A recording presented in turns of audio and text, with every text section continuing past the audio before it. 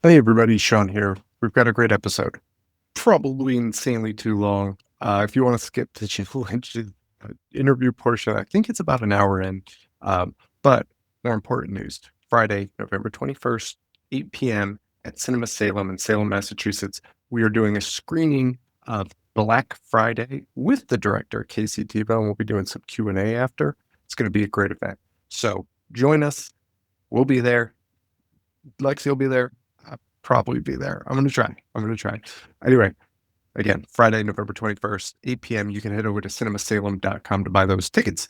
That's it. Enjoy this episode. My nose just starts fucking gushing blood, and I don't get nosebleeds. It just it is like a faucet just all over my shirt, and I'm like catching it in my hand. And there's nobody out there with me, so I'm like, I just gotta walk in this woman's house and be like, where's the bathroom? So walk inside with my handful of blood all over my face, and the woman is just like, what did you do? Hi, Sean. We're here. I was reading your text messages, which were apparently from like 10 minutes ago. Whoopsie doodles. Welcome to JoeVember, the happiest Vember of them all. Although I think Lexi over there is getting a little anxious for December. After watching Christmas Bloody Christmas again, yeah. It was before that. You had a Rudy in the background. You got a snowman in the background. Oh, I thought you meant like Dickcember. I was like, oh, brother. Dickcember? What is that? That's what I thought you meant, but when you said December. Oh, that would be fun. There's a fun theme. December. Oh boy. Daddy like. Dude. Idiot. I think I need to just start taking cough medicine before every episode. You're an honorary girly. Anywho. We're on a time crunch here, baby. Joe Lynch, Joe Dante, they're fucking done, baby.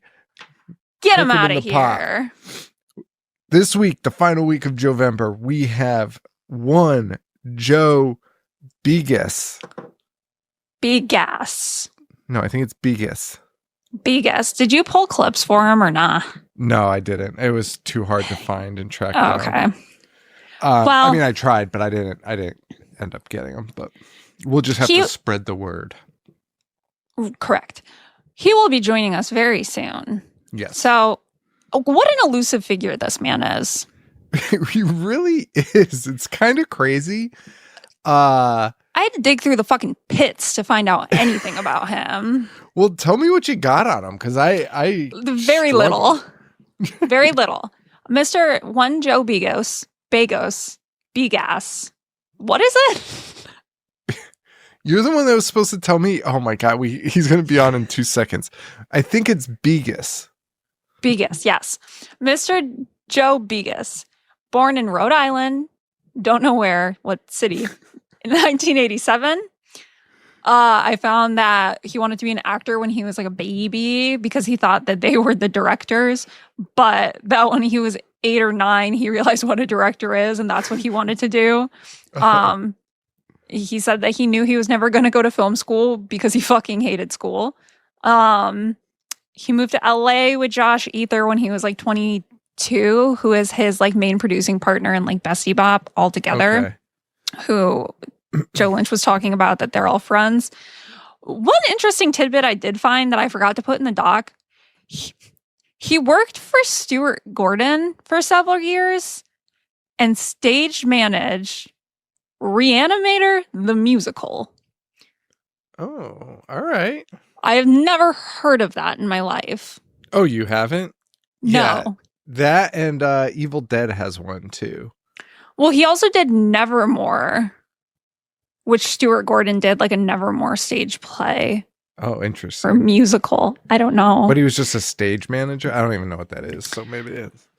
Yeah, who the fuck knows? We also learned from Joe Lynch that he worked at a theater at some point, unspecified one. Oh, yeah. Yeah, that is weird. Wait, no, well, he said it was like a couple decades, right? Like, Yeah. I it's like mean, 20 years ago.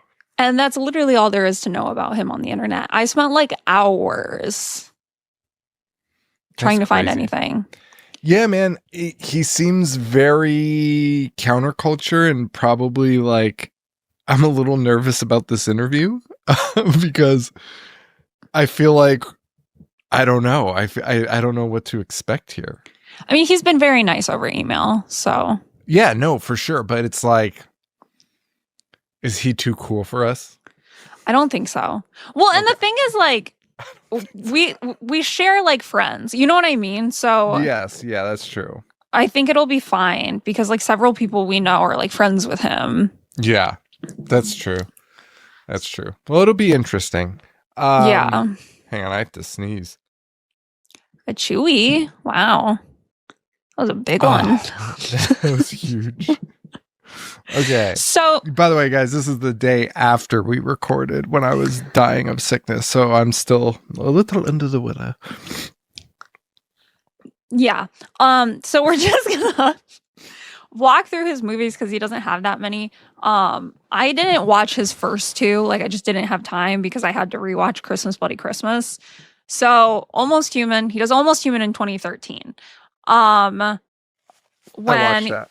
did you? Okay, I'm Yes. interested to hear what you have to say about it. Also, I'm pretty sure people just saw me like drip snot all over myself, but that's fine. It is what it is, guys. Almost Human is a sci-fi film. Now, similar to what we talked about with Joe Lynch and his action movie thing, there's something. This Joe. This is an alien Joe. We got action Or Joe. We got sci-fi. alien Joe. We got no alien. But Santa is a killer robot. Yeah, but Almost Human is an alien movie. Jimmy But and does that Stiggs mean is an Spielberg alien is an movie. alien director as well? Well, he's not a Joe. These are just different types of Joes. That's true. Action I'm Joe, following now. Alien Joe. He's Cartoon our alien Joe. guy.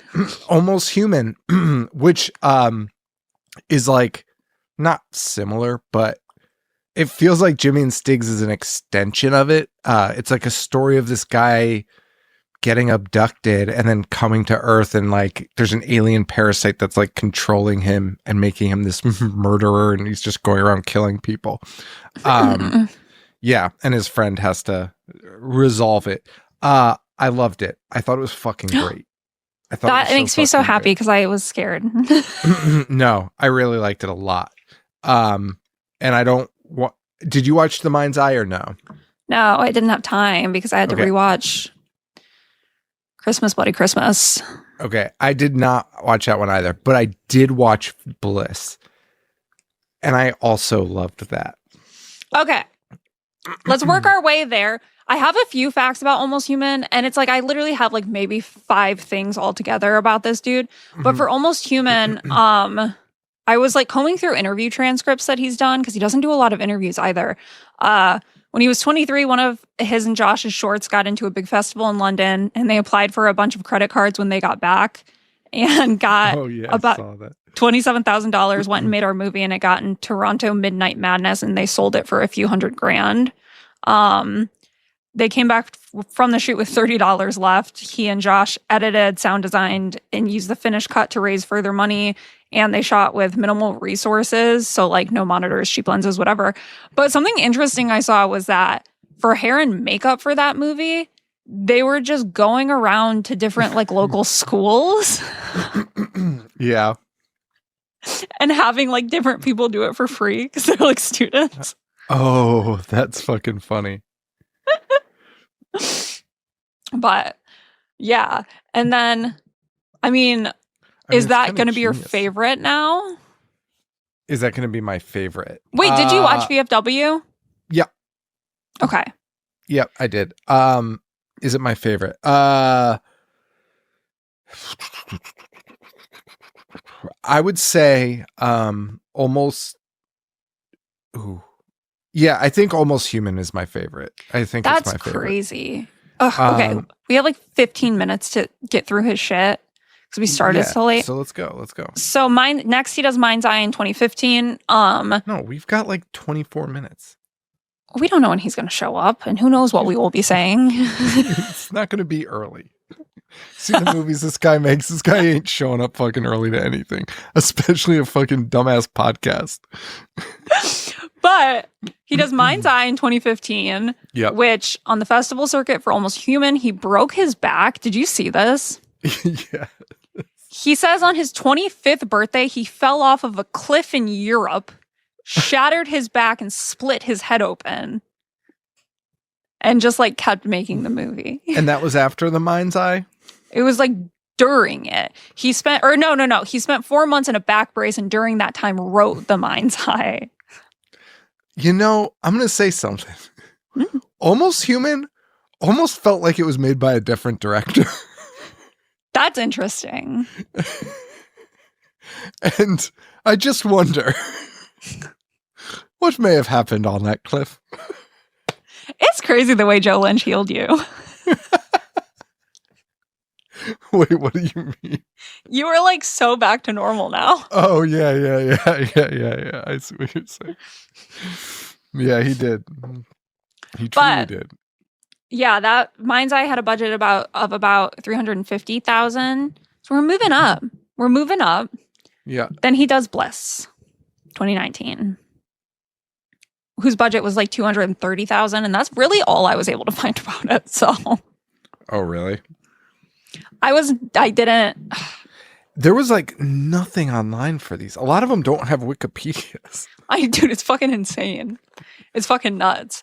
But Bliss, like, and I said this to you, the main actor in that can't cuss. Oh, yeah, it is. You said it the right way, which is like the Rob Zombie thing, where you really need an actor that can. It's like The Rock's Instagram videos.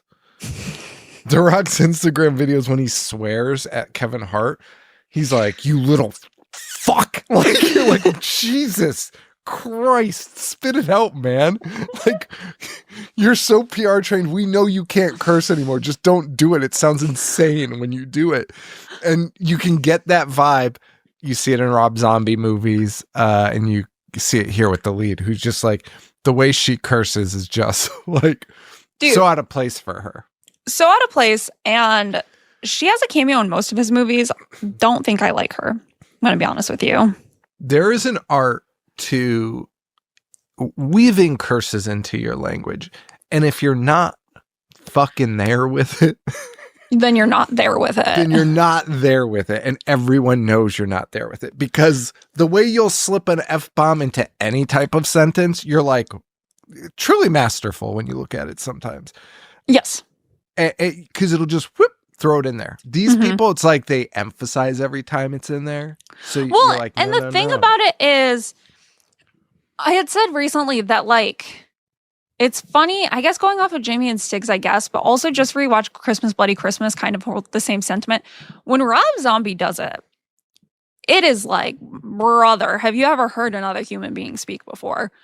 When Joe does it, aside from the main actress in like Bliss, there's just like, yeah, this is how they talk. Well, yeah, because I mean, I think it is a little bit. I mean, that's because Rob Zombie is not only just cursing, but is like, fuck my pussy, daddy. I gotta go to school. Like, what? Well, there is a touch of that. There is a touch of that in Begos's films. There is a touch, but it's not the same. It's not the fucking same. It's so fucking weird in Rob Zombie. They're talking about insane shit. But the cursing in it is interesting too, because it must alienate some people the way that is, because people don't like me on the show sometimes because of how much I'll curse. Like people have been like F words every other word. 100%. And that's fine. Like I don't care. But it's like this kind of language in these movies must alienate like a partial of the audience. Well, fucking Tyler had said, because when they were covering Rob Zombies, in regards to the cursing specifically, he was like, nobody talks like that. And I was like, you're fucking dating someone who does. Right. Right. Record my office just for a single day. And you're just going to be like, what? Why does he talk that way to his boss? It's crazy. But Bliss, I just think she kind of like killed it for me a bit. I don't know. Nah, she didn't do it for me. She didn't do it for me. I dug it. I mean, it was really fun. And that one is, I didn't see, is Almost Human neon or no? No. What Wait, you're talking about the lighting? Yes. Yeah, none. That Lexi, I'm telling you, there's something. He fell into a different vortex. I think he did. Came out a different man.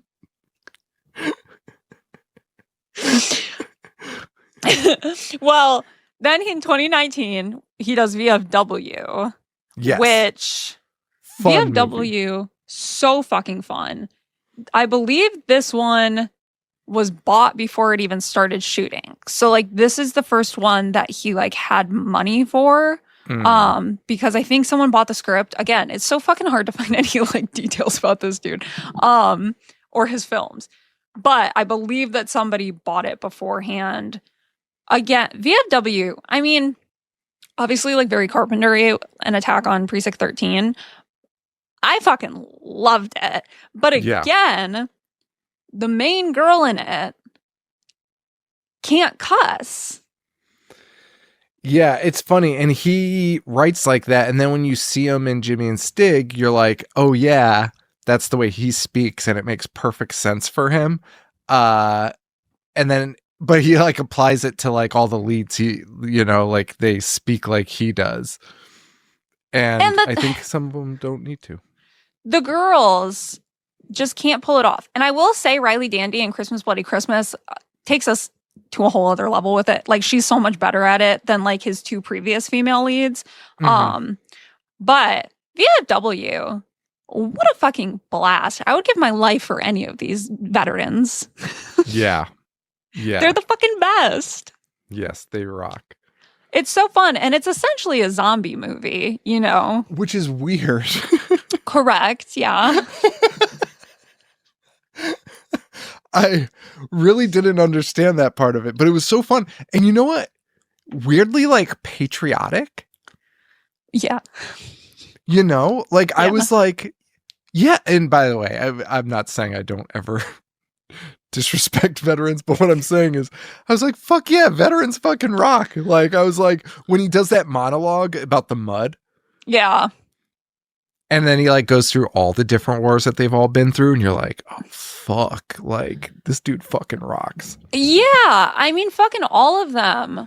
The men in that movie, their chemistry with each other, it's like, whereas with Bliss and like Christmas Bloody Christmas, yeah, I guess Christmas. Yeah, I don't know. A lot of time, these side characters who aren't the main characters are just there to talk about getting fucked and like, you know. Yeah. But in VFW, it's like you know each of these guys. Like these are like full characters. Yeah, they all have different personalities. You get you know who each of them is. Like, yeah, and it's just so fun. Yeah, it's just so fucking fun.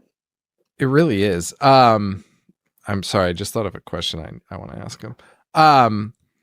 Yeah, that I really enjoyed that one. His lineup is actually pretty good. Well, yeah, and then you move on to Christmas Bloody Christmas in 2022, which was the first film of his that I saw.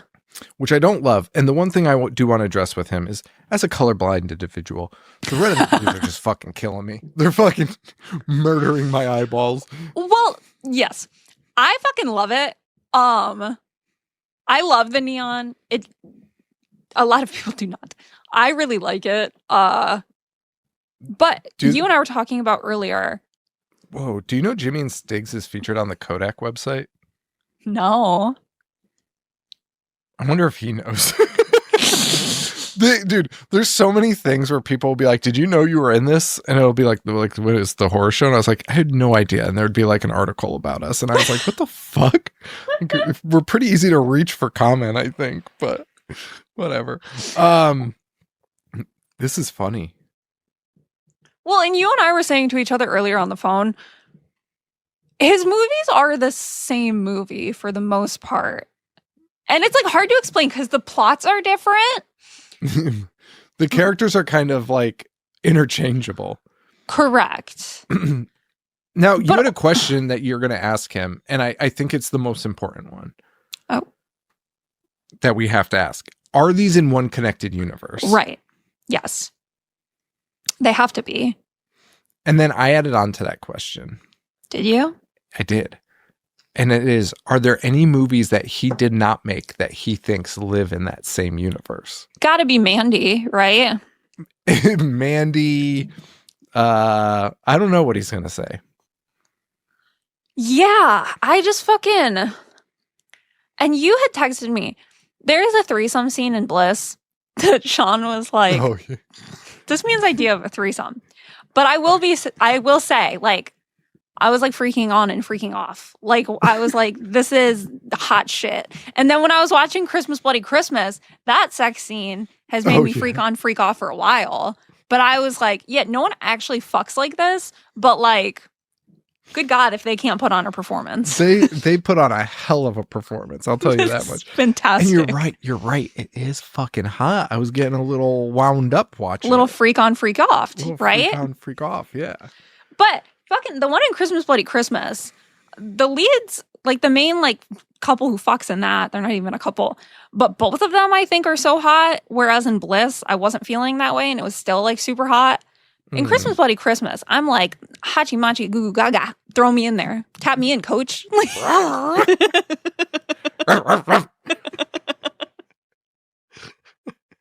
But seriously. And I like, yeah, just have like hot people.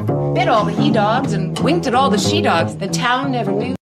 But it's like, I mean, round of applause to a man who just has hot people fuck in his movies. Like, yeah. And it's not like the sex scenes are like, there's sex scenes in like every single movie. They're never like sexy. No, they're not steaming. Is it the neon lighting that does it? Like, it's hard. No, man. His sex scenes are like fucking erotic. Like, yes. I don't know what it is, but like, it's like skin smacking skin. It's just like, unlike any other sex scene in any other movie, really. If I'm being honest with you, like in recent releases, like nothing compares to his. His are just like, holy mackerel. Well, his sex scenes are almost like a fucking... Who did... Oh, God, I want to say David Lynch. Is it Lynch or Cronenberg? It's one of the Davids. You have to tell me what you're talking about first. Oh my God, I can't even think about what the movie's fucking Sember? called. It's some fucking movie. It's one of them. They do a movie set in Hollywood, and there's a scene of a dude like looking through a telescope at an apartment, and like the bitch is having sex in there. Oh, Videodrome. Videodrome is what I'm thinking of. Videodrome. Yeah. Who directed that? That's Cronenberg. Like sex scenes remind me of Cronenberg a bit. Yeah, which is a weird thing to say because like Cronenberg was like, look at these blobs of flesh that are gonna turn into a flesh-like gun. I would love to turn into a flesh-like gun in one of these movies. I'd love to turn into a fleshlight. I mean, in this world, yeah, fine with that. But it's like, honestly, for these bow hunks just. Well, for the longest time, when I watched Christmas Bloody Christmas, I was like, dude, I didn't even give a shit about the dude. I was like, Tori is so fucking hot in that black bra. Like, get this fucking jabroni out of here. Put me in. But this time, after watching the threesome scene in Bliss at the beginning, I was like, okay. It's pretty fucking good. I feel like he might be a fan of like the porn like Joe Lynch was talking about. I feel like that must have had a play in this because it's playing in the background of Jimmy and STIGs too. Do you think they... Never mind. But Lord. fucking Joe has Begus has a cameo in Christmas Bloody Christmas of he's like the neighbor that comes out and is like yelling at them. Oh, yeah. And I did notice this time that he says, "You fucking scumbag." And I was like, yeah, that's for sure just how dude talks, and I fucking love it. Dude, calling someone a scumbag, I said this in our Jimmy and Sticks episode, the funniest fucking thing you can call someone. Scumbag is so fucking funny. It's so, and saying it with like your whole chest.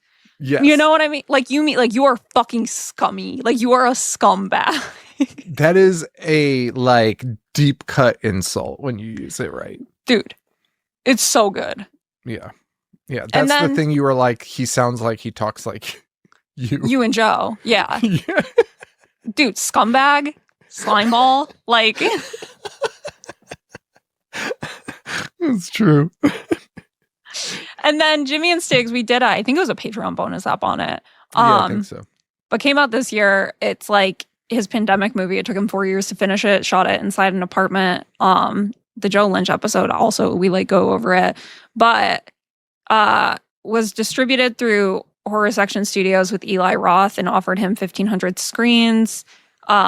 He mentions that his apartment carpet was ruined forever and holes in the ceiling from the production are still there. Oh my God.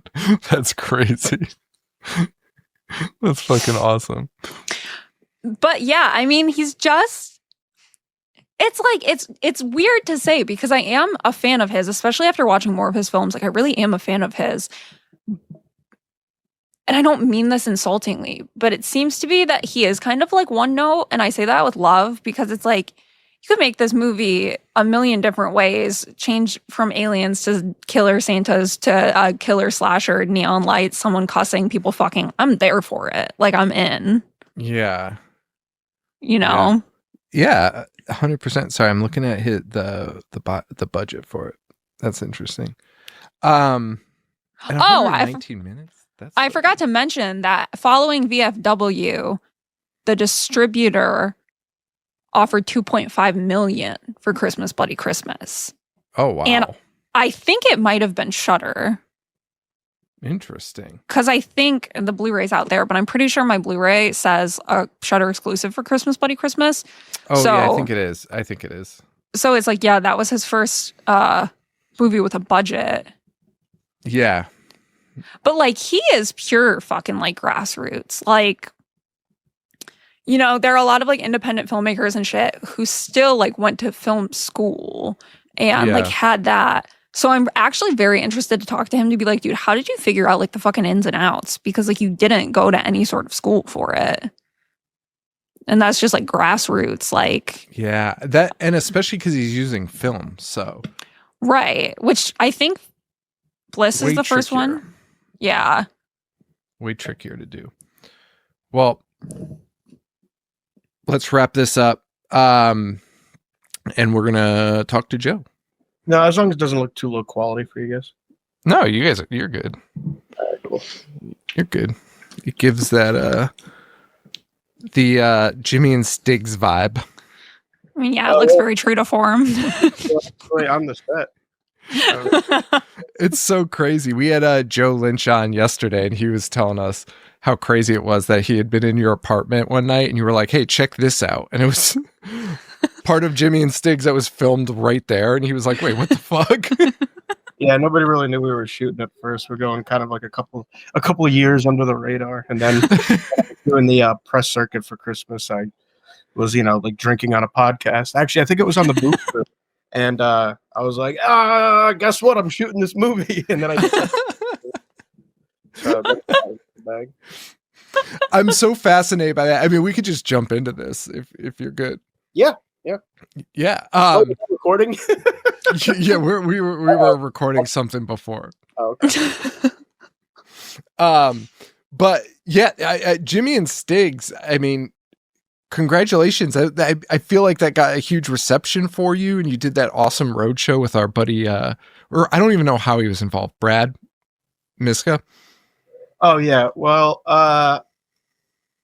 yeah, I don't know. I think he was just kind of like helping advise those guys because he was out of a job because he left Bloody Disgusting.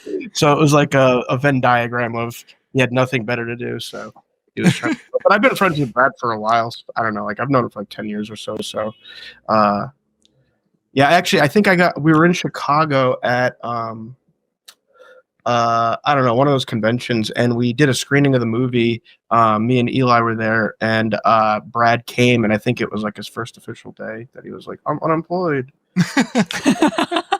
He does love talking about it. Yeah, we've been in touch with Brad a lot lately. He's a good dude. I've known him probably 10 years also now at this point, and he's an awesome guy. Oh, nice. Okay. Yeah. So Jimmy and Stigs comes out of COVID, and it lasted 4 years. I don't know, like what was your mindset with it? Were you just like, I wanted to make this so bad? Yeah, like I had done VFW and Bliss like pretty much back to back. So like I had this year and a half where I was just creating stuff, and then they came out pretty simultaneous. Like VFW came out Valentine's Day 2020. So that was, I don't know, like a couple weeks before everything shut down. So I had like all this momentum and like energy going, and I was like, oh cool, well, I've got these 2 movies that are, you know, theoretically should be the biggest bump in my career simultaneously. Like within a month I should be able to get another project going, and then the world stopped, and I was like, oh well, there goes all my momentum. And then people were just shooting stuff like on their fucking, like on Zoom and on their phones, and they were selling them, and I was like, fuck, I need to make a movie. I have a really cool apartment. I mean, if you guys have seen the movie, like the apartment was 85% of the way there. I just had to switch out like my movie art and shit, obviously. But I was like, I got this cool apartment. I own all this equipment. All my best friends are my collaborators anyway. Why don't I just make like a real fucking movie on film with mechanical effects? And, you know, obviously that was, I was trying to swing for the fucking stands there. So like it became overly complicated, and I gave myself 10 weeks to shoot it, which I thought would be more than enough time. It was 50 days.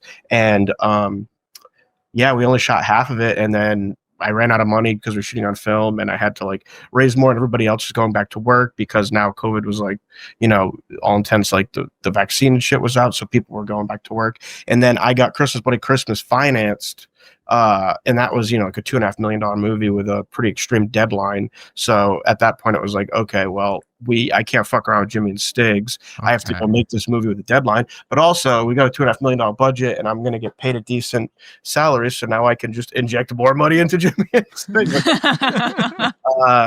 So 4 years, it was like, you know, there was like a year where it was pretty fucking heavy on, and then I took a year and a half off for Christmas. And then after that we started shooting again. But like the problem we had to do a piecemeal at that point.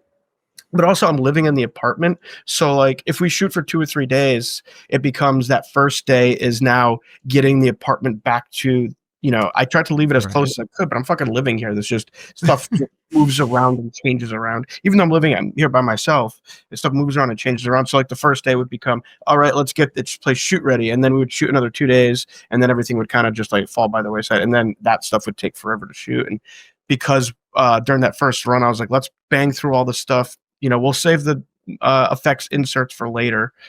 So then all the hard stuff was saved until, you know, we came back and we're doing it piecemeal. But on top of that, I had now made my biggest movie with Christmas, and I was like, well, now it's going to feel dinky if Jimmy and Stigs comes out. And not that it's going to feel dinky, but I was very determined, especially at that point, that I had already released another movie. It's like, I don't want this to feel like a side project. I want it to feel like an organic evolution of my filmography, that 10 years down the line, people aren't going to talk about the fact that it was made, you know, during these circumstances. So then I wanted to just elevate the effects even more. So then I started dreaming up all these bigger sequences that were even more complicated, and like our crew was lessening while I was, you know, figuring this stuff out. And by the end, I was doing the effects myself. I was a production designer through the whole thing, but like by the end, which is, you know, the end scene where the most ridiculous effects are, that was me pulling those effects, pulling those effects off, like having a camera rig on me, like having an air bladder in my mouth, having a pump on this left hand, having to direct, and it just so as you can imagine, those things took, you know, a long time. And it's like funny, I was rewatching, like, because we shot all the footage. Like if you guys have seen the Devil's Rejects disc back in the day, they have like that 4-hour fly on the wall making of, and we just had people shooting this entire time. Like, so we had a fly on the wall. So I was doing just a couple months ago before the Blu-ray came out, I was watching all this footage again for the first time and like putting it into chronological order. And it's just like, oh yeah, you see gradually like the crew getting smaller and everything becoming more complicated as I'm doing it. And like there's a point where it's like 3:30 in the morning and I've got like a margarita in one hand and a towel in the other, and I'm just wiping up gobs of blood. And I'm like, it's a Sunday night and I'm here by myself. My girlfriend's filming me on this camera. Just get out of my mind. What was I knew like kind of the lore of like, you know, low budget and doing it over the course of that many years. And so I'm like watching it and you're like, okay, yeah, this makes sense. And then the end, when you somehow transform your apartment into a fucking alien ship, I was like, how the fuck did this happen? Like, it was so mind blowing. My head could not wrap around it. Well, and he just said to Joe last night that he was stoned at the theater when he saw it, and that when it switches back to like first person, it like melted his brain. Well, the idea is that you either watch it stoned, or if you don't partake in anything, you feel like you got fucked up while you were watching it. So, dude, but that yeah, first person thing, when you went back to it, I was like, wait, am I like in the movie? Right? I forgot where I was. Like my brain just like fried in that moment. It was so crazy. But that was a great movie. I think so when you go from front, you know, the first person starting it off to ending like that, it's like, look at how much this fucking guy's life has gone to shit in the past 24 hours. Like we're seeing it through his eyes. When he met, having that journey over the course of 24 hours while you were fucked up. Like it's although I guess I'd rather be fucked up if I was going through all that shit. Oh, 100%. A little easier to deal with. 100%. I was like, this guy's got the right idea when he's like, you better fucking drink and you better do these drugs right now. I was like, 100%. I wouldn't know how to deal with that anyway. It's like reading, like, you know, obviously I read letterbox reviews and stuff, and because it's me in the movie and it's like my apartment and I'm playing a director, people just, you know, obviously there's some sort of autobiographical element to it, but it's funny, like the people who really dislike the movie, they get so pissed off and like take it so personally. And so many people have been like, apparently Joe Begos's idea of a good time is inviting over sober friends and forcing them to get fucked up. Oh my god. I'm like, oh yeah, great, yeah, that's my prerogative, that's my number one. Well, that's so funny because when I said that, I was thinking about that. I hadn't read any of the reviews, so I didn't know if anyone had pointed that out, but I was like, I'm sure somebody was upset by that. But in reality, it is that thing where it's like, hey man, this is the fucking end of the world. Can you imagine seeing aliens? Your head would melt. Like, Yeah, you're seeing something no one's ever seen before. Like, if there's a time to do it, it's then. And you have to kill them. Yeah.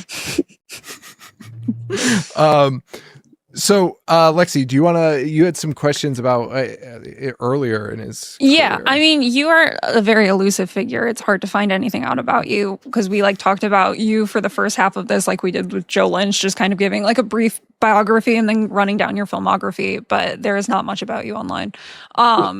So It's actually more online than I'd like, so that's good to know. There's not a lot. that's it. Hours to find like the state you were born in, like, and that was all. The only like real fact I found was like he said in this interview he's from Rhode Island. That's what I know about him. But I'm really fascinated by like the upbringing in terms of like movies. So like the video store, and I think I read in one of your like interviews with someone that cover art was like important to you as a kid, right? Yeah. So just what video store did you grow up with? Like what was near you? Well, the place that I would go to when I was a kid was a place called Paradise Video, which was obviously an independent place. So I grew up in Rhode Island, and it's like it feels like the town of Pet Cemetery, basically. Like literally, like that's what it felt like. Like Rhode Island's pretty close to Maine. I actually lived in Maine for a couple of years, but so there wasn't like a bigger video store or anything like that. But that was the cool thing about. Eventually, we had a Hollywood Video come in, and Blockbuster honestly didn't come into like the very end. But Paradise Video was a spot. It was like a family-owned thing where like everything is like crushed in. But they also had been open since the 80s, so they had like the big boxes that were up on the shelf. And then they had like a section, they had the porno section, but they had a section that was like, I forget what they had called it, but it was like no kids under 17, but it was like Faces of Death and Dr. Butcher, MD. And they would have like those big box things, and I was like 7. And I would be attracted to that stuff. But also, I think that as a young kid, I was just so attracted to sensationalism and things that were like that transported me and made me feel like, I don't know, feel a certain way. And I watched a lot of horror movies that I shouldn't have seen early on because my parents had me in high school, and I was born in the late 80s. So like, you know, they were movie loving people. And what back in the day, what you would do is you would take, you know, a videotape and fucking record like 4 movies off of HBO. So when I was like 4 or 5, my parents taught me how to use the VCR. So when I wake up super early, I'd put in a video. And I remember there was like a tape that had Drop Dead Fred on it. And that was one of my favorite movies. But then next was Basket Case. And then after that was Christine, and Pet Sematary 2. So like, I remember Basket Case specifically when I was like 5. It's like, that transported you, felt like you were watching something that you shouldn't have been watching. To me, that felt like a porno, like you were watching, like it felt real and it felt dirty. And I remember just thinking like out of all the movies I had seen, I hadn't felt that transformed to a space or felt like that freaked out by what I was watching.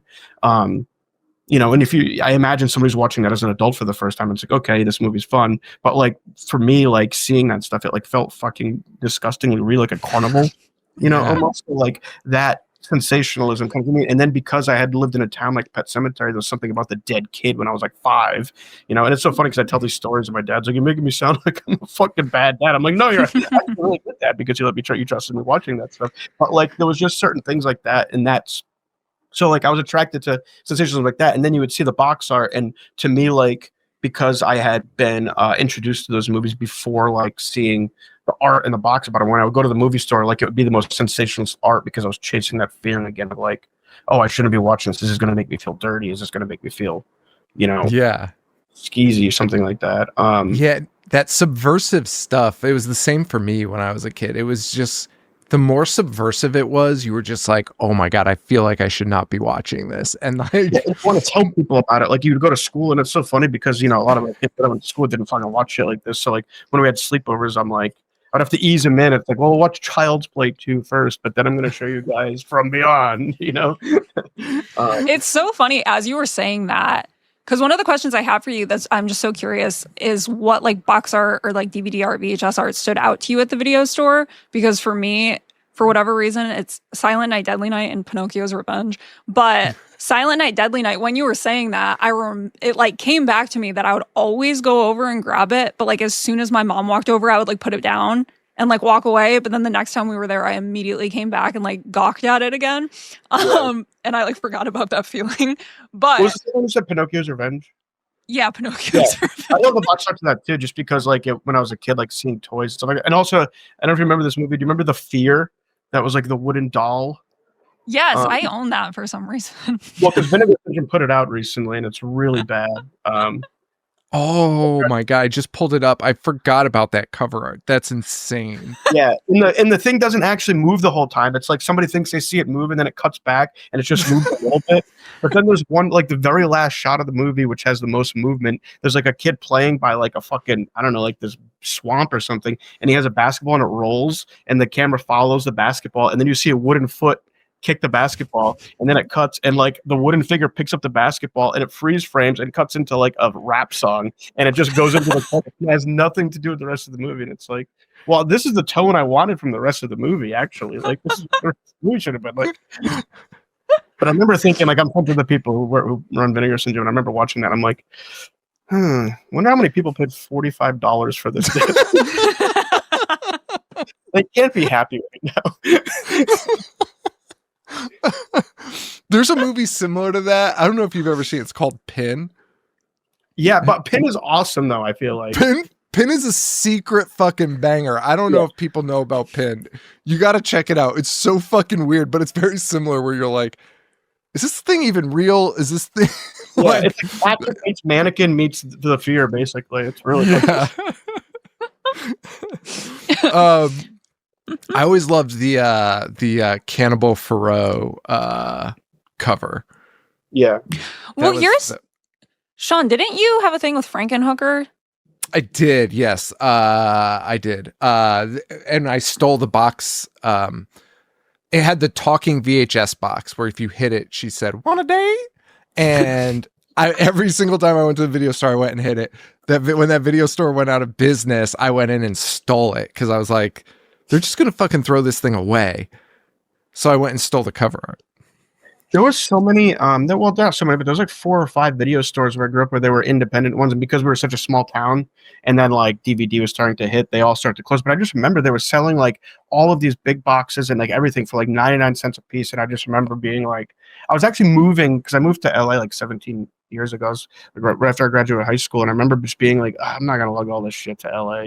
And then I'm like, you look on eBay and some of these things are fucking $1,200. I'm like, Jesus fucking, like, the movie's not even really that good. What was the movie? I got a bunch of VHSs for my uncle. He died. And he had 2001 A Space Odyssey. 2001 A Space Odyssey sealed. And I was like, I'm just going to throw it on eBay. Who knows? And it was like $250 somebody paid for it. And I was like, this is fucking crazy. Like, who knows if this thing even works? Like, but were there any? No, they will not. That's the thing. But were there any? When you think back to like the video store, were there movies that you gravitated to that you couldn't stop looking at and like you feverishly needed to rent them and like see them? Nothing. Like the only ones I can recall were the ones that my parents wouldn't let me rent at first, which for some reason, I'm pretty sure my dad hadn't seen it, but Henry Portrait of a Serial Killer. Well, when I say wouldn't let me rent, like they let me rent it when I was like 9. So like a period of like 6 to 9, which when you look back, it feels like fucking 5 decades. Like I think back and I'm like, man, that like fucking that 3-year period literally felt like 50 fucking years. But like in that period and that was only because there was the actual thing on the front that said nobody under 17 should watch it, because basically an NC-17.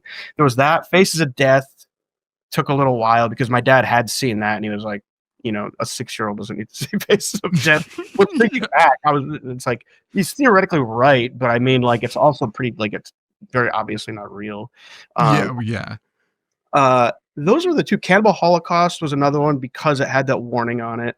The warning was crazy. Banned in like 50 countries or something like that. And I was like, I need this. I need to have this. And then I remember specifically when I was like 12 or 11 or 12, Cradle of Filth, like I kind of just entered the sphere in the US, and they made that movie Cradle of Fear, which wasn't available in the US, but you could get the videotape from the UK, and it was like $50. And there's like that huge warning that's like, it contains all this shit, and my fucking parents wouldn't let me buy it or wouldn't like, order for me or get it for my birthday or anything like that. And then I remember I finally got it and it was like such a piece of shit. And I'm like, I think my dad probably would have been more pissed that he spent $40 on this movie that's unwatchable than the fact that, but I remember that one was like, it felt like forever I couldn't see it. So I think that those are basically the big ones. But then it's also weird because, I remember when I was like 6 or 7 and I was watching, like I said, like Pet Sematary or Toxic Avenger, which has, like fucking pretty graphic shit in it. And so thinking back, the dichotomy of what I was and wasn't allowed to see doesn't really make sense. But that was very similar for me too. And I grew up I live in Connecticut. So I think we had a kind of similar experience here, especially with like the independent video stores. But yeah, the stuff my parents were like, hey, that's where we draw the line. And then I watched it when I grew up and I was like, hey, this is fucking nuts. This is the most benign movie I've ever seen in my fucking life. And you showed me New Jack City while we sat there together watching it. And I was like, hey, this is fucking wild. Like, I don't think I'm supposed to hear this. Also, I remember I had a TV in my room, but we had like the cable boxes in every room. So I had like HBO and shit in my room. So like basically I could watch like softcore porno at night when I was like 7. But then they're like trying to police what I rented at the video store. And I'm like, all right, whatever. I mean, the 7-year-old needs HBO in his room, but watching Oz. Yeah. Little Oz before bed. Well, do you want to move on to like just early career? I mean, because you didn't go to film school is what I read. So like, I mean, just tell me about I'm all game for whatever. Okay, yeah. So you decided when you were like a kid, because you grew up loving movies, that you wanted to make movies. I read that you didn't want to go to film school because you hated school. Is that correct? Yeah. Yeah. So when it comes to like learning filmmaking, was it just diving into the deep end and like figuring out how to swim? Yeah, I mean, also like I don't know. I didn't want to go to film school because also it's like I was making movies already. I did hate school, but like you know, I have a pretty middle class family. My parents fucking dropped out of high school because they had me. So it's not like I was going to be going, you know, I didn't want the $200,000 in debt. And my thing was always like, because my parents are always like, you should go to, you know, nobody's even ever graduated high school. You should at least go to college for film, this and that. And I'm like, you guys trust me. Also, like, I'd rather even take like the 30 grand it would take to go to the state university and make a movie, which is kind of eventually what I did. Like, not that I took the money from a movie, but I just like, I hated school, didn't want to have any sort of student debt. I was already making stuff, and I had like, you know, like my editor and producing partner, Josh Ethier, who is cut and produced all my movies. He's cutting like Companion and Orphan 2 and 3. And, you know, we moved out here together, and we've been friends since we were 12. So it's like me and him, we're like, okay, well, I write direct. At the time, he was like the actor. It was like almost like a Bruce Campbell, Sam Raimi thing. And it's like our way in. Also, I write to direct. I'm not like writing, like, you know, I'm not like, because I fucking also just don't like writing. I do it so I can give myself material to direct, but I knew I was never going to write that screenplay that was like, got a studio interested or did this, but I was always making stuff on my own. So my way in was always going to be like, to me, I needed to make a feature for no money, a la Bad Taste or Evil Dead or El Mariachi, like, which were big things for me when I was a kid. So graduated high school, worked in construction for like a year, me and Josh, saved up some money. We moved out to LA when we were 20, lived in a one bedroom for like 4 years. And I just so happened to get a connection. We knew nobody out here, but I started working at ArcLight Cinemas, which was a big theater out here, and there's like 300 employees, and every single person there basically is like, you're funneling in from everywhere in the US and every film school and everybody that wants to be an actor or a fucking whatever. So you just meet a bunch of people there. And there was this kid who knew a camera operator who like had worked on one of Stewart Gordon's movies, and I was like, oh my god, that's like the biggest celebrity I've known. Camera operator on Stuck. So I went and met this guy, and he's like, oh, you're a big fan of Stewart, because I'm like going into all the movies. He's like, just call his office, he's a really nice guy. So it's like 20, called Stewart's office, didn't have a car, I was biking all over fucking LA. He's like, oh, come to my office tomorrow. So I went down there, he gave me a stack of scripts. He's like, give me coverage on these, I need an assistant, which was just basically like, I was, you know, he didn't pay me to do whatever he needed done. But like he would invite, you know, and I didn't know anybody here. So I was going over his house for Thanksgiving. He was like reading all my short scripts. And then he was like, I'm going to launch a show, an Edgar Allan Poe show with Jeff Combs. Do you want to be the stage manager? I was like 21. So it was just me, Stu, and Jeff literally working in a room for like 6 months. We did that. So cool. And then he was like, I'm going to do Reanimator the musical. Do you want to stage manage that? And this was just me stage managing. And it was like George Wendt, William Atherton from Ghostbusters, Mark Beltzman from Billy Madison, like all these like actors that I knew. And I was literally the only crew member. And I'm watching Stewart like direct 12 people who are, some of them are, you know, lesser known actors. Some of them are actually fucking like people that I grew up watching when I was a kid. And then he just was like, all right, you're taking over because, you know, you direct it and stage. So I'm like running the lights. I'm doing all the effects, figuring this out, rallying. I'm 22. So like that taught me so much. And I was just like saving up money, sleeping on a couch. And when that ended, I was like, I'm going to go make a fucking movie. I've made shorts, and when I go to the festivals, I'm also seeing features out here that are made for a few $100,000 that are selling to like IFC, and they fucking blow. I'm just going to make a movie. So I like put together as much set up as many credit cards as I could. And then me and Josh went back to Rhode Island and made almost for $27,000 when we were 24. And it fucking got into TIFF. And we were there with like Green Inferno and the new Lucky McKee movie, All Cheerleaders Die, but like it was like this huge, and Oculus was there, Mike Flanagan's second one, his first big one, and we sold to IFC for like a few $100,000. So yeah, it was just this thing where it's like I know what my path is, I just need to figure out. And then working with Stewart, and like he helped kind of hone my writing chops, and he also gave me the confidence to be like, I'm just gonna put $30,000 on a credit card and go make this movie, because I knew how to. I spent 9 months like running the fucking Reanimator production, so I had now. Mm-hmm. I had never done anything with a crew of like 20 before. So yeah, we just went back and did Almost Human. I don't like, it was fucking balls to do that. And then my dad, we cut the movie, and my dad was like, I was going to give you $10,000 to go to college. I'll help you out and help you finish the movie. Once he saw like a cut of it, and we had gotten into TIFF. Good time to invest once we're in TIFF. But then he bought the movie and he bought a Jeep, and I'm like, that's right, Dad. I was like, that's my Jeep, motherfucker. But yeah, so kind of just like I kind of knew how I was going to snake in it just seems so. The idea of it was weird because the idea of like coming to Hollywood and selling a script or getting the studio deal seems so difficult, and even now seems difficult to me. I don't think I could even get. My movies are just such a specific thing, and I'm not really like willing to deviate from it. It's like that seems so hard to attain, and to me, making a fucking dope ass movie for like 30 grand seemed so easy and seemed such like a no brainer, But I had made a dozen shorts and music videos, so it's not like I was going out fucking blind. I'd done it enough to like have the confidence and work with Stewart. So yeah, kind of all just up to there. And when I was like 24, I remember being like, oh my God, Rodriguez was 23 and Raimi was 19. I'm fucking old. And I'm looking back, I'm like, damn, I was fucking 24. I'm like, it's crazy. That's nuts. Yeah, that's crazy. Now, have studios reached out to you too? And like, you've had to kind of be like, this is the way it is? Well, no, I've had meetings at all the studios, and it's just the type of thing where they have stuff that they're developing. I'm so far down on the ladder that like I don't get that stuff. And I've been offered like a couple, not studio level things, but I would say like maybe the notch below studio that just weren't good. And the type of scripts that I write, like it hasn't gotten to the point where like a studio, because it's also a catch-22 almost, where like I write stuff that I know I could hopefully get financed like in the independent sphere. So it's never gotten to the point where a studio was like actively trying to make a movie. And it's also, I think about it, Christmas Bloody Christmas is $2.5 million, and Shudder financed that, Shudder and RLJ. And, hats off to them. They just let us go and like they fucking wire the money into our business account. Let us go do whatever the fuck we wanted. There was no oversight. I found a cut and everything. And I was able to produce the movie and do it how I wanted.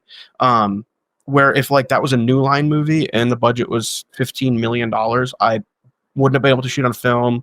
Probably would have had I had 45 shooting days. I definitely would have had less. I wouldn't have final cut. And it's like, at what point is it worth it to go to that studio level? Because I feel like Christmas Bloody Christmas would actually felt smaller because of the way that I make movies. I can't go into a studio and make movies the way that I make them, where I'm hanging on the back of a truck with a fucking camera. My actress is driving at 60 miles an hour. Like I would, I'd be on the Daily Beast being canceled because of sexual. So like I don't know. It's just like trying to find the dichotomy of I'd like to get into the studio world, but it's like I want to gradually do it my way. But that's such a foreign concept. It seems so hard to me. But then I have friends who are like waiting around for the studio thing, and like that's why I made Jimmy and STIGs, because I need to make movies. I'm not like, all right, I gotta be like the big shot. I know I'm not the next fucking James Wan. I want to be the only Joe Begus. I want people to want to be the next Joe Begus. So like, there's pros and cons to that, but I feel the thing I can say that, I know a lot of people in this business can't say is like, I'm super proud of every single one of my movies because I've had final cut. I've been able to like generate it myself. And also when I'm in such control of the movie and something fucks up or I make a mistake or something's bad, I can own up to it and learn from it. Where if you make a movie under the studio system, you've got like 20 people making choices and all those choices fuck up your movie. You don't learn from it. You just get pissed and fucking, people. Like I learned so much on Mind's Eye that I fucked up personally, like on a creative level, or like I did things. And that's what resulted in Bliss, where I had to like look at how I was approaching movies. And then like that made me launch off and I feel like level up on my career, like, or how I approached movies. And I feel like that's such an integral part to how I make stuff. Yeah, Almost Human and Bliss were amazing, by the way. I love Almost Human, and Bliss was also awesome. Almost Human though was real interesting, and especially finding out that there was like an alien aspect to that after seeing Jimmy and STIGs, and I was like, oh, that's interesting. Are you an alien guy? Yeah.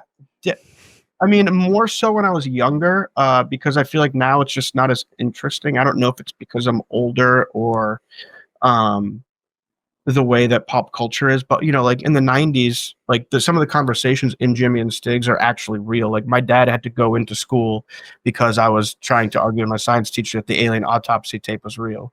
Like, Stan Winston is a genius, and he's on the special saying that it's real. Like, fuck you, Mr. fucking Ambrosino. The movie, the fucking goddamn thing is like, Stan Winston knows better than you, dude. You know what I mean? And like, my dad, but but also because I grew up in Rhode Island and you being in Connecticut, you might have had this too. Like, I was more frightened by aliens than anything because when you watch X-Files or Unsolved Mysteries or Sightings, people were getting abducted in places that looked like where I lived. Like, I didn't think a ghost was going to get me, but I thought I was going to get fucking abducted because also like, you don't have access to the internet and you're watching these specials, you know, like that Fox special. It's like, oh my God, this is real because TV is my only vessel to news. And if they're putting it on TV, it's got to be real. And I'm like 7 and I'm like fucking freaked out. So like, I think that very specific time, you know, like Almost Human's more of a body snatcher movie, but like Jimmy and Sticks is my thing where it's like I love the gray aliens of fucking, you know, Unsolved Mysteries or X-File or, you know, because if you're gonna get they don't look scary, but if you're gonna get abducted, it's gonna be one of those little, it's not gonna look like the thing from Independence Day, it's gonna look like a fucking football gray alien. Yeah. And I feel like nobody's actually done those in a movie in a serious way, like maybe since Communion, which is, you know, Christopher Walken dancing with aliens to Eric Clapton. I mean, there's stuff like that, real, but yeah, I fucking love Communion, and I was thinking of Communion when I saw Jimmy and Sticks. Yeah. Guitar solos and fucking, you know, gray aliens dancing. No, the alien thing is crazy because Unsolved Mysteries, Aliens was like, because like to me, Unsolved Mysteries was the news, like because it was on network TV, it was after the news, and you're watching it and you're like, well, this guy's real because he's also like, you know, it starts out being like, this kid is missing. Call this number, and then the next segment is like, and now we're going to tell you about this alien that abducted this family. Well, some of the mysteries were solved, so like, which means that right. So it was like so mind melting, and I also started buying. I had like a very similar experience in school because I started buying a UFO magazine, which was like from the UK. It was like $13 a magazine. My parents were so pissed, and I was buying it in today's dollars. Dude, it's crazy for a magazine. It's so nuts. And I was like, but I remember there was chupacabras, and I was fucking fascinated. And in 5th grade, we had to do a book report, and I did it on chupacabras. And the teacher was like, "Hey, just so you know, none of this is real. Like your sources are crazy." Also, like, I mean, I honestly, like, my comfort thing that I put on, like, when I'm cooking dinner or just like have something on in the background is I put the Film Rise channel on YouTube, has every episode of Unsolved Mysteries, like, so I just put it on shuffle. And I mean, I've watched them all like 10 times now, but the thing is like, it's so funny because when they shot these recreations, they went on location, but it's like one guy with a 16mm camera and like a couple of like hard stage lights. So when you watch it, it's a recreation of an alien abduction, but it looks like Henry Portrait of a Serial Killer. And it's like one barn with like one hard light. It's like all musty and it's all ink black around it. And I'm like, yeah, this, no wonder it's fucking scaring the shit out of me right now. Like, no wonder I was petrified like this. But also, like, that's my thing about 16mm is like you look back and you watch this stuff and it's like, yeah, that's just one guy with a fucking camera shooting it like, you know, paradise, like a documentary. Yeah. But the fact that it's on 16, it looks so fucking raw and real. And it's like, that's also why I just adapted to film. And it's like, well, I feel like it just elevates your movie. And I always tell this to other directors, and it's like, it's almost like it's like a cheat code. Like, it makes your movie feel like it's 20% better than it is just by shooting. Don't you want to use the Game Genie to, you know, elevate? If I shot Jimmy and Sticks on a Reddit, it'd be definitely half as cool. So I don't know. You know. Game Shark. Yeah, dude, that and oh shit, what was I gonna say? Fuck, what were we just talking about? Jimmy and Stiggs and the aliens. Oh my god. Oh, shooting on film. How hard was it, like, going to the 16mm, not just because of using film, but the lighting for that? Is that like a huge difference where you're like, oh shit, I had to adjust to this with like lighting and stuff like that? No, not at all. That's the thing that a lot of other filmmakers too, like, I feel like they get wrong just because, you know, something I was nervous about before I first did it. Bliss was the first movie we did on 16, and that was $250,000. So it's possible to do on really low budgets, obviously. But the thing is stocks have gotten so fast, and you can use modern lenses that like you would use on a Red. So you can shoot it like a 1.2 lens, when back when, you know, it was predominant, the speed of the film was so much slower. The lenses were so much slower. And also, like, with LEDs now, you know, I prefer hot lights, but with LEDs, you really can just pin stuff around and like kind of make the sets glow. So I didn't adapt to anything like whatsoever. And everything is super exposed. And I feel like, yeah, like exactly like when you look back at Unsolved Mysteries, it's super minimal lighting. And like, or Henry Portraits of a Serial Killer, they're stealing a bunch of that stuff, but it makes it feel more raw if you can't light it as much as you want to, but it's still going to expose it. If you can light it, you light it just like you would light a digital, but just looks I gotcha. better. Okay, that's cool. Yeah. So, Lex, did you have something else for Jimmy and Stig's? I'm sorry. I mean, Jimmy and Stig's, that's the one that there was like most information out there about. Really interesting. Yeah. Well, and with your Vinegar Syndrome release, did you say that like Sorry, it's Rush Hour. Fly- Fucking that the fly on the wall thing, is that part of the Vinegar Syndrome release? yeah. Oh, that's exciting. With Jimmy and Stig's also, yeah, Horror Section Studios. How did you link up with them? It was so random. Because I'd made this, we premiered last. Like I knew Eli from just like when Green Inferno premiered at Toronto with Almost Human, and like we've crossed paths at festivals, but we didn't know each other that well. But I had premiered this at Beyond Fest last year, and I was getting offers from companies that were just like, I'd rather just self-release it. And I was talking to Vinegar Syndrome actually maybe about doing some sort of partnership. Like when I was trying to figure out if I was going to self-release it, we started selling overseas, and a friend of mine, a mutual friend with Ty, not a mutual friend, but a mutual friend with another friend reached out to me. He's like, "Hey, do you know Ty West? Do you mind if I get his contact info?" And I'm like, "Yeah, sure." So I sent him his contact info, and I was like, I didn't even check with Ty. Let me see. Let me just make sure it's okay. So I just started talking to him, and he was like, "What's going on in your apartment movie?" And I sent him the trailer, the sales trailer, and like 2 minutes later, he's like, "Oh my god, has Eli seen this?" And I was like, "Nah, I don't know him well enough to send it to him." He's like, "I'm gonna send it to him." And then like 5 minutes later, Eli's like, "Joe, I got a text. It's like, Joe, it's Eli Roth. I want to buy your movie." And then the next day, he's like, "I'm gonna put it out wide. What do you think?" I was like, So it's just, yeah, it's weird. It's like I was sitting on my couch smoking a blunt, and I was like, yeah, I guess I should probably tell Ty that he's going to be getting this random text. And if I didn't do that, I mean, it wouldn't have got released that way. So I don't know. It's fucking weird. That's fate. And also 6 months of turning down, shitty deals that, a lot of my friends were like, "Well, do you really want to go through the process of self-releasing?" And I'm like, "No, but I also don't want to give it away to these fucking assholes." Right. We're just going to dump it on VOD, which I can do anyway. Because a lot of people don't know how to sell. That was the thing too, is a lot of people, they're getting into the horror world, and a lot of these, I'm at the point now where some of these execs are like younger than me, which I used to be the young guy. And I'm in my fucking mid-30s, and now there's like people who are, way younger than me. And I just don't think that they would see this and just wouldn't like understand how to sell it really. And it's kind of just like, how can we link this to Terrifier somehow? And it's like, well, yeah, what are you talking about? It's whatever. And then Eli was just like, he understood. He's like, this is the movie that we want to get people to watch, because I know that the right people will see it. They'll be like, you have to see this movie. You have to see this movie. And it's like a word of mouth thing. And he's like, and I haven't felt that way in a long time about a movie, where I just wanted to show everybody that I knew and see what they thought about it afterwards. And it's like, perfect. Yeah, you get it then. The fake awesome trailers that played before it. Oh, those were so fucking good. Is that just, do you know if that's a Horror Section Studios thing, or was that something you guys thought of together? Well, Eli pitched it to me. He's like, "What if I did fake trailers before the movie?" And I'm like, "That sounds cool. Are you charging it against the movie?" yeah. Not on my fucking budget, but yeah. You got your own.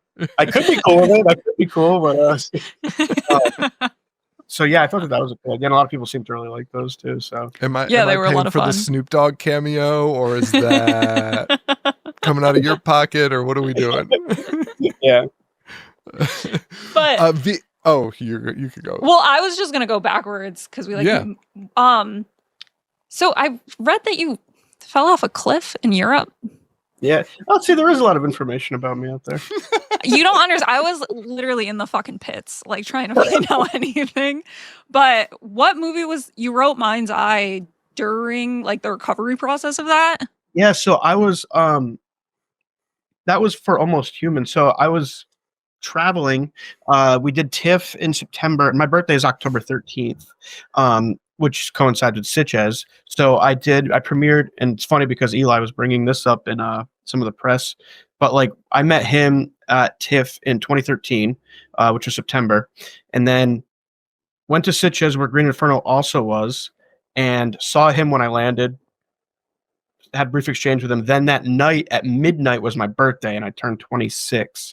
And I had friends there who were in town but about to leave, and I was like all jet lagged. And we just started, and I hadn't eaten. We just started pounding pictures and pictures of sangria. I was doing shots. I was smoking weed, and it was like 3 a.m. And they were like, "Let's go to town." And because like the hotel's like a half a mile from like where all the bars are, and I had to piss. And as we're walking, there's like a cliff that is 20 feet down, and the train, like they blew out like 20 feet down so the train going, and I started pissing off the cliff. Like I just have fragments of this memory and then like what other people have filled in. I remember walking over there, then I started pissing off the cliff, and I slipped and I fell, and I split my head open, and I remember like the point of impact. And then I remember waking up, and I was on the train tracks, and there were like 10 people above me screaming, "Get off the train tracks!" And then I remember crawling. Then I remember being in the hotel lobby, and nobody was speaking English. And it was like nobody around to translate anything. So I'm like, what the fuck is going on? And they helped me up, and I could move my legs. So I'm like, just bring me to my room. Just bring me to my room. So I brought me to my room. My entire crew was coming in the next day. And I wake up, and it's like that thing, like, like if you kind of like black out a little bit, but you have fragments, and you wake up and you don't really know where you are. That happened. And I didn't realize that I fell off the cliff yet. And I went to go swing my leg out to go to the bathroom. And I collapsed to the ground, and it all started coming back to me, and my fucking pillow was covered with blood. And then Graham Skipper, who starred in my first 2 movies, arrived, and I'm like, dude, I need help. You got to come to my room when you land. So he comes, and the festival gets me like these Breaking Bad style, Walter Jr. fucking the crutches, yeah. Around. And it's weird because I could bend my legs and like I could walk without them, but I was in pain. But like, so because of all this, nowhere in my mind I thought I had broken my back.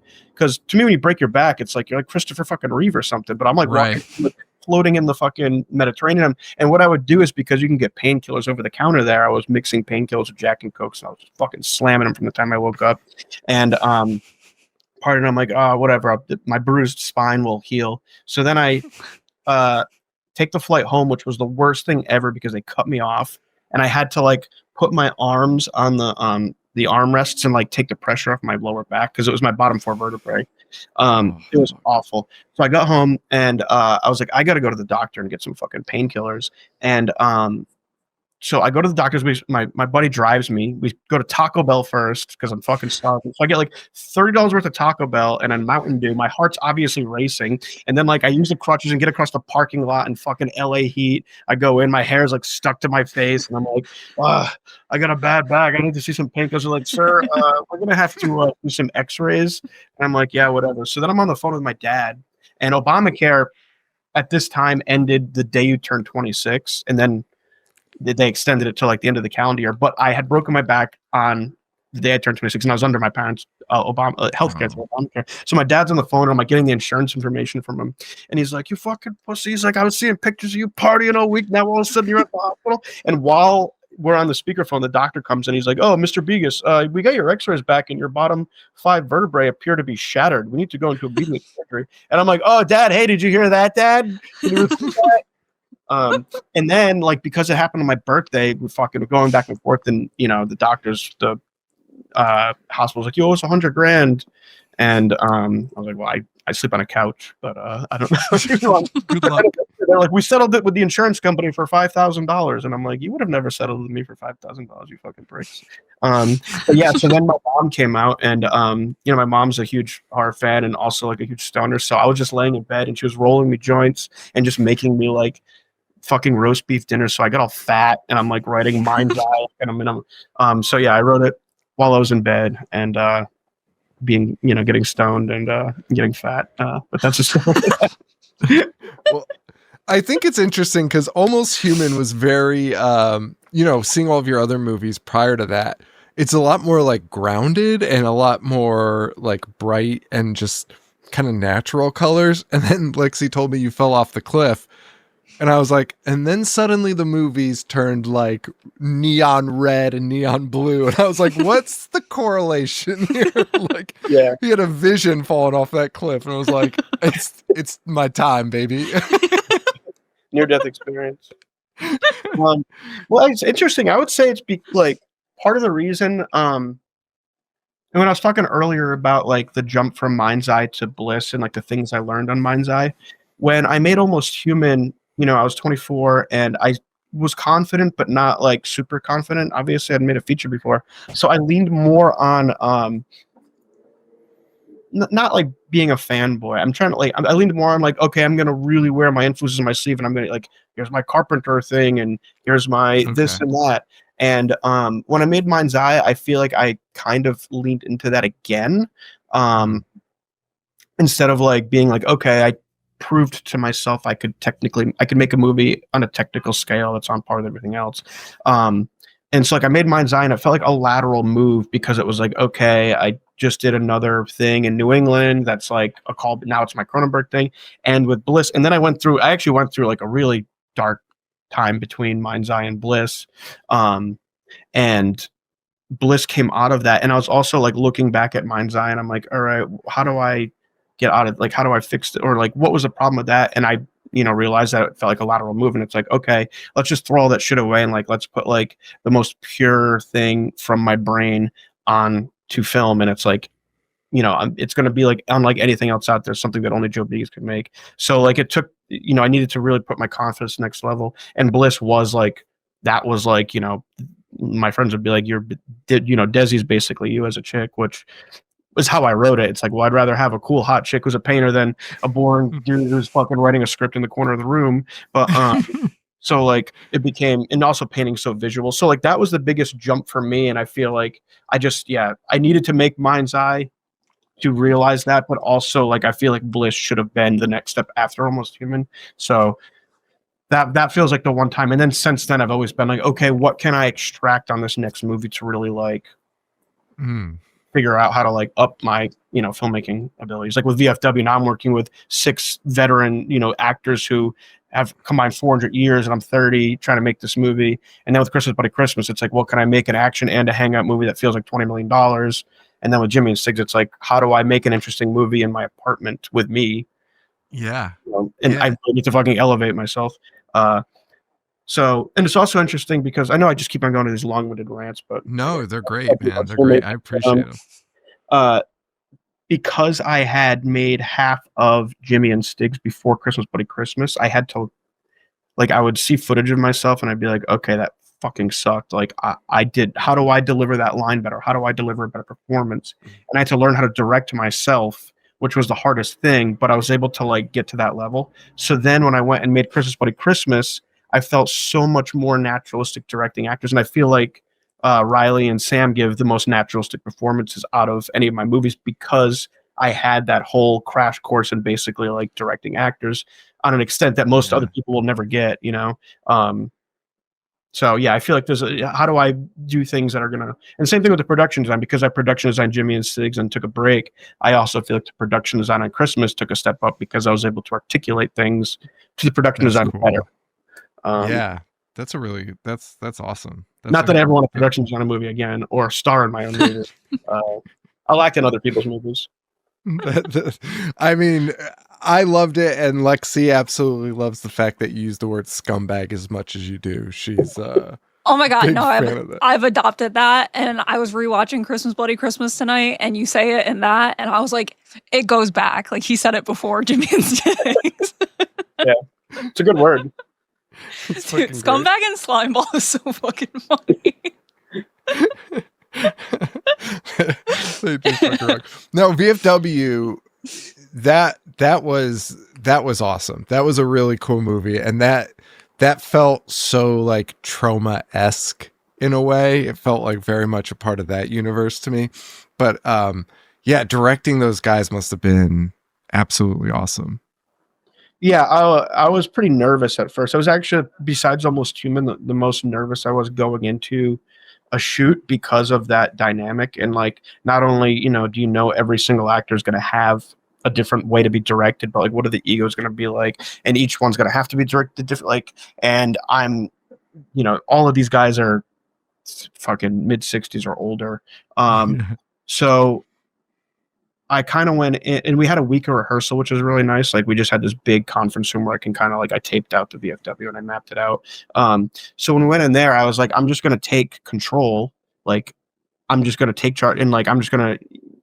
And I have to like, not worry about any of this, not be a fucking asshole, but just like be like, I know exactly what I want. Here's what we're going to do. And then also be able to take suggestions. And also there's a whole another backstory to that movie. The producer of that movie is the biggest fucking asshole. And he wouldn't let me. So I rewrote a bunch of that movie, but he wouldn't let me touch the dialogue. He's like, your dialogue's bad. Okay. Oh, okay, buddy. But the dialogue that was so much fucking worse. Like, Fred Williamson is like, praying to Jesus, all this shit. And I'm like, this is fucking awful.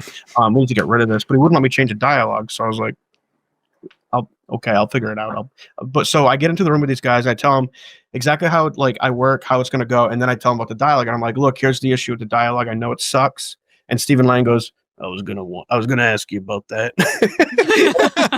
That's not good. And I was like, and here's the deal. And I was just straight up, and I'm like, let's work it out together. Like, let's find the beats of the scene. We'll fucking work it out. And I mean, if I got all you guys behind me with the dialogue, we'll rewrite it in the room. They're not going to say anything. So that never even actually came up, but we did. All the like the whole weed stuff, the fucking pussy hair, like everything I basically rewrote with those guys, and we figured it out in the room.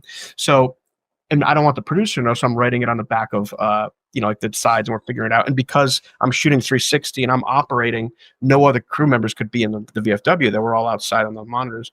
But we went through and we not reshot, but like did all new dialogue.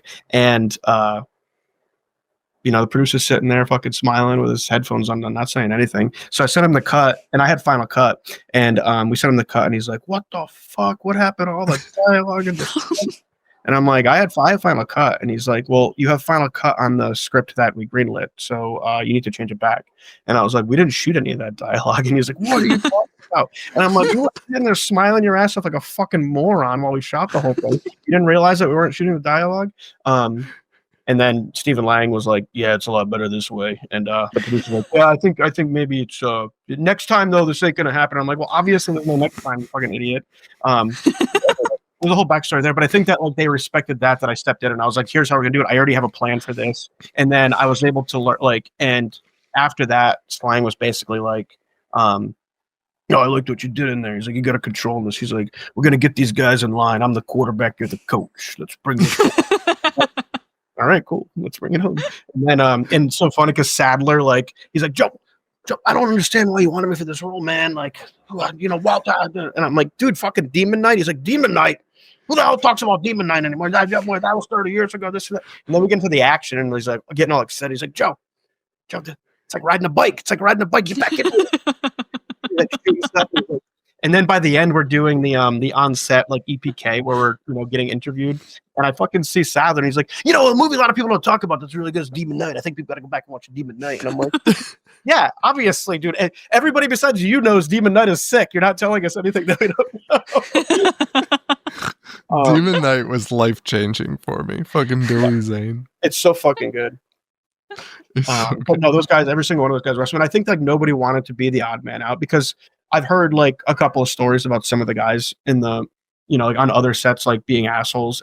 But I don't know if it's because they were all like, there was so many of them that were the same age and nobody wanted to be the odd man out. But there was like an actual camaraderie there that like felt really good. That's why I feel like they all felt really good together.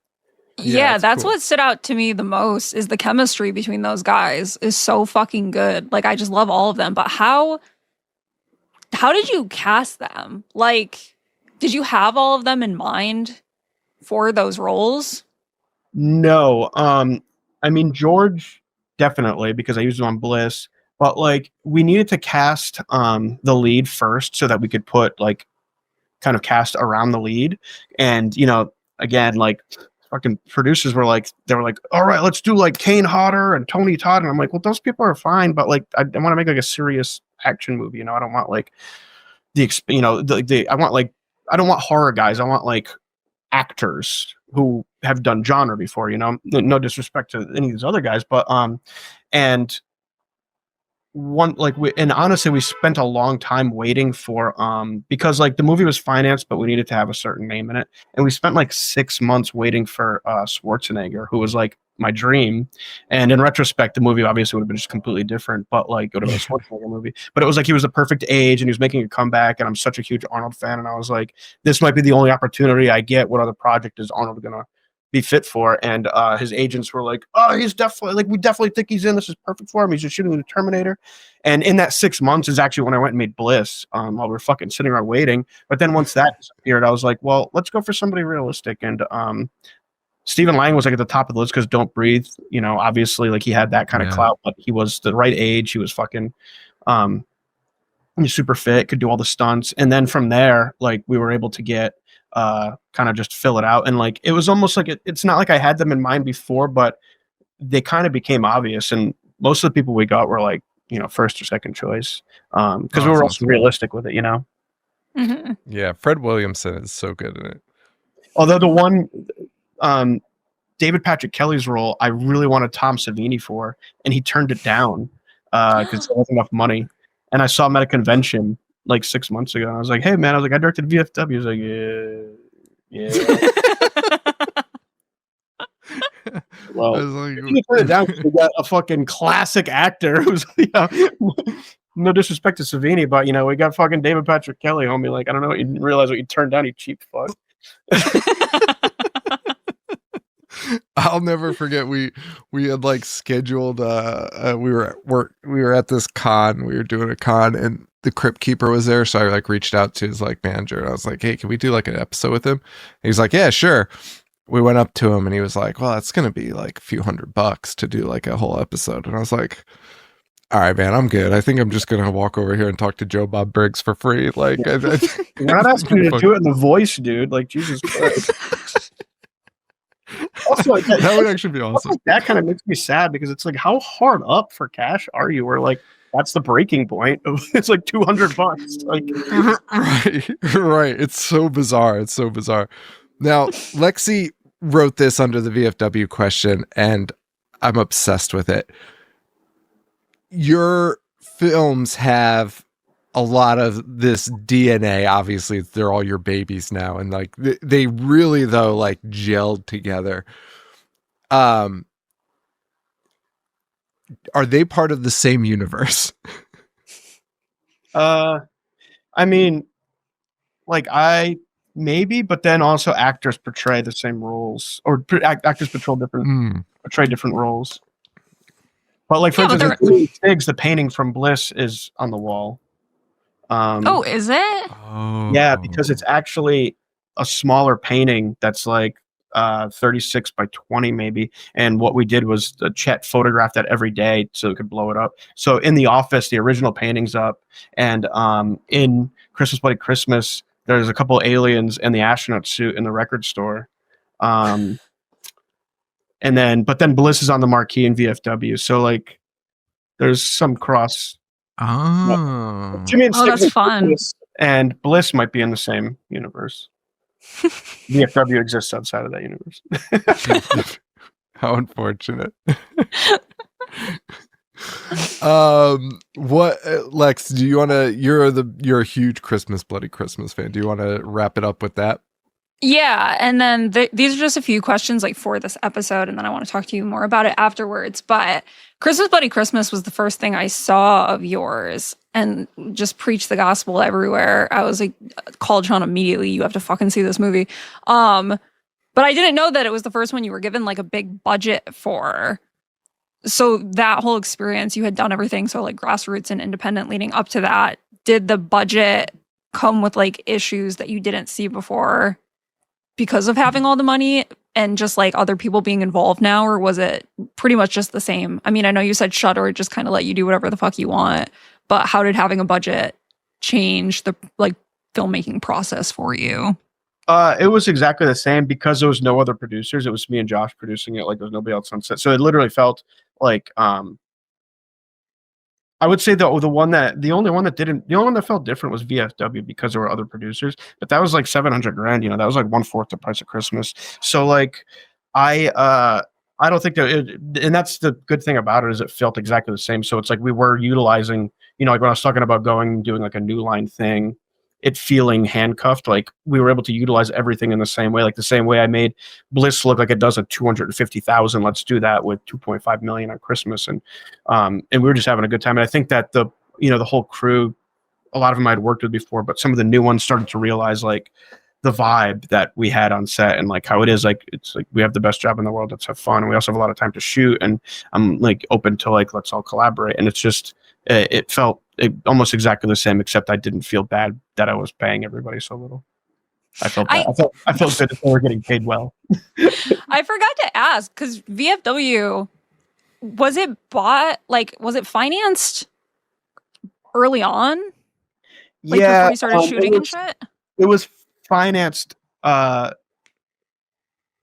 long as we had an actor of a certain caliber in the lead.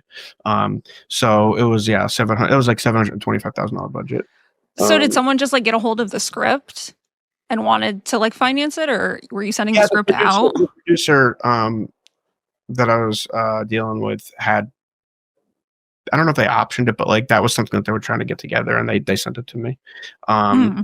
And at that point, it was like, it will be a greenlit movie if we find an actor that fits whatever fucking stupid threshold they have, which is really bizarre when you look when you actually see the list of people who qualify and don't qualify. It blows your mind. Like Tom Berenger would have doubled our budget. What?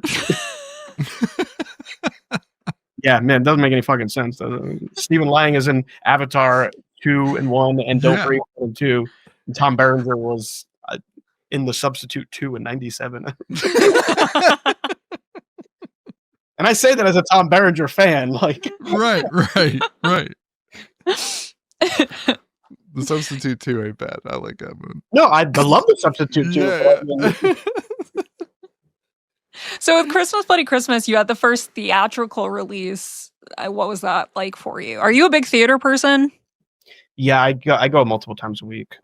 Me too. I see everything new, and then being in LA, like I can walk to New Beverly, Tarantino's theater from here, and the Academy's walking distance. So like, there's a delicious amount of films to see, and it's so funny because some of my friends bust my balls because there's so much good retro programming, and I'll still go see like Good Fortune like on a night, just because it's everything, although I did like Good Fortune, but I'm just using that as a bait. But yeah, I see everything, and I love the theatrical experience. So it was cool this summer, especially because my Jimmy and Stig's posters, like I had friends just sending me the poster in front of like IMAX City Walk is like, sitting in front of the fucking thing, my fucking face screaming.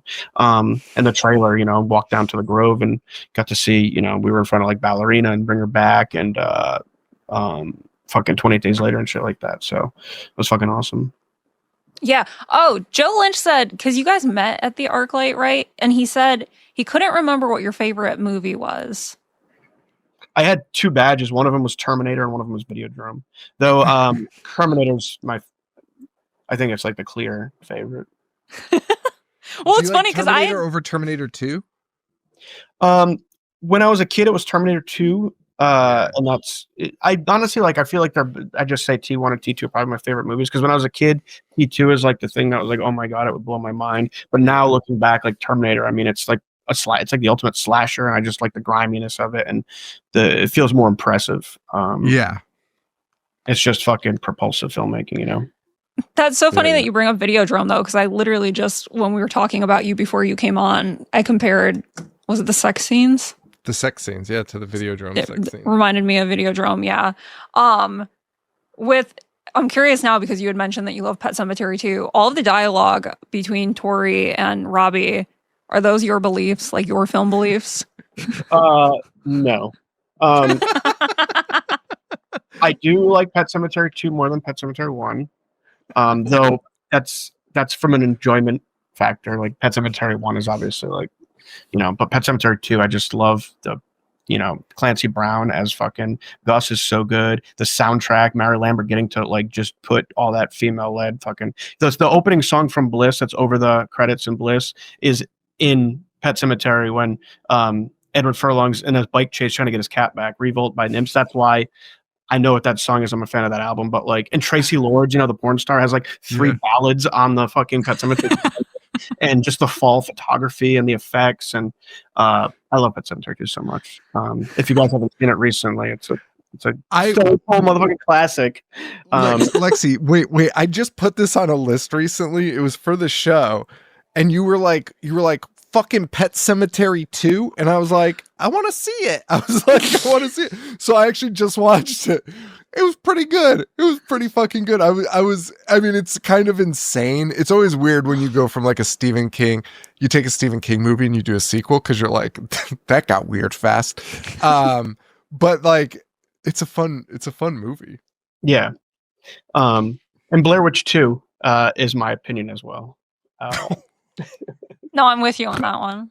I mean, Blair Witch, let's not, we can't argue the importance of Blair Witch, but like, who the fuck rewatches Blair Witch Project? Like, you watch it once, and I mean, but Blair Witch 2 is fucking awesome. I mean, it's like the fall photography. It's got a great soundtrack too. It's got fucking Queens of Stone Age, fucking Manson, it's like all these like early 2000s bangers, and then it's just, I don't know, and it's got that it almost, you see Joe Berlinger, Paradise Lost, fighting through the fucking execs kind of, and then like when you read what he wanted his idea to be, I don't know, just. There's something about that movie. Also, when I watch it, much like Pet Sematary 2, I feel like I'm transported to New England fall, like in a way that not a lot of movies do as well. And it might not even be on purpose. It might just be like when the exact time they shot it and how chilly and real it feels. But those feel like legitimate New England fall to me. I love that was your actual belief. I have an original one sheet for Blair Witch 2, and hand to fucking God, people send me that clip of Tori saying that all the time, because I like never shut the fuck up about the Blair Witch 2 is better. But I mean, I think, do you have any more questions, Sean, just about like no all man, the filmography and stuff? Do you have anything that you wanted to promote? I don't want to keep you on here too long. Oh wait, actually I do have one more question that I forgot. Like the recurring theme with a lot of your movies is just people like losing their fucking mind and like being on like the brink. And just what is it about those stories that like you always come back to that, just like different situations, people losing, like getting pushed over the edge? I was asking myself this recently because I'm writing a script that's like that, and that's just how it's coming. And I think it's because that's how I feel when I'm in the process of trying to fucking make and write these movies.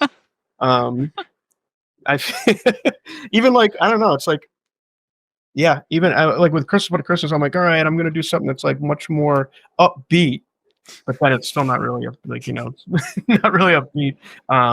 But I don't know. I guess it's just it comes through that way because I feel like, especially being an independent filmmaker, I feel like, I don't know. It's fucking hard to do this shit, and you always feel like you're, are you gonna be able to make it? Is this gonna happen? Like, I don't know. It's weird, and it gets harder, and that feeling gets harder and stronger with every movie, and probably why Jimmy and STIGs is like it is. I don't know. I guess if you ever see a movie of mine where that's not like that, I'd be like, oh, I guess that Joe figured it out. Go into therapy. All right, man. Well, thank you so much. I appreciate you coming on a lot. And wait, did you have anything to promote? When is that the Vinegar Syndrome release? Blu-ray, the Vinegar Syndrome. Oh, that's already out. And the limited is. edition, they did there's 2,000 units of the limited edition. I think it's like less than 500 left now. So, and then that's awesome. Yeah, so That's I guess that's the only thing I have to promote. And then Christmas What Christmas is actually on Netflix now, which is my first movie. Almost to me was on Netflix like when it came out 11 years ago, but it's not. Netflix now is fucking 500 million people can watch it. Right. And it's cool too because I guess that Shudder had been trying to I don't know, work. They wanted to have their movies on Netflix for a while. We're trying to figure out a deal, and whatever the deal was, Netflix like picked the movies, like the 3 movies they wanted, and it was like Christmas, What Christmas. Oh, that's fucking awesome. And Host, I think, Deadstream Host. Yeah. So it's like, oh fuck yeah, like. So I'm curious what the holiday spike will be, but also, the people who have seen Christmas, What Christmas so far, I think more or less know what they're getting into. But now, the average fucking Joe in Illinois, or whatever. It was like Christmas, what a Christmas, and then it's these two people doing drugs and swearing the whole time. Which is another thing with the reviews. There's so many reviews that's like, Joe Begus must be living in a fantasy land if he thinks that people in their 30s still act like this. And I'm like, I think you're living in that. This is like pretty autobiographical, dude. You fucking shitty is your life. I don't know what's going on. We were just talking about that because the show gets reviews sometimes where it's like, Sean, why is the F word every other word? It's like, I don't know, man. This is just the way I speak. Maybe it's New England. I don't know, but we can slide it in. We can find a way to fit it in. All right, man. Well, thank you so much for coming on. I appreciate it. Have a good one, man. All right, sounds good.